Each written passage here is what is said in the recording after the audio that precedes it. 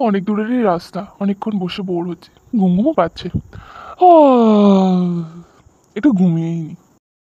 না, যদি আমি ঘুমিয়ে পড়লে আমাকে কিডন্যাপ করে অন্য কোথাও নিয়ে যায়। না না, কাকুটাকে দেখে ভদ্রই মনে হচ্ছে। ধুর, আমি একটু ঘুমাই। একটা কাজ করি, মাকে লোকেশনটা পাঠিয়ে রেখে দিই।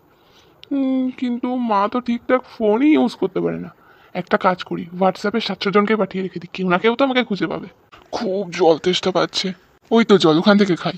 না না না না না, জলের মধ্যে যদি ঘুমের ওষুধ মেশানো থাকে আর তারপর যদি ঘুমিয়ে পড়ি আমি, আর কিডন্যাপ করে নিলে?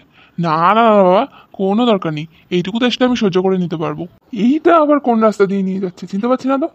প্রতিবার আমার সাথে কোনো না কোনো একজন থাকবে আর আমি নাক ডেকে ঘুমাই।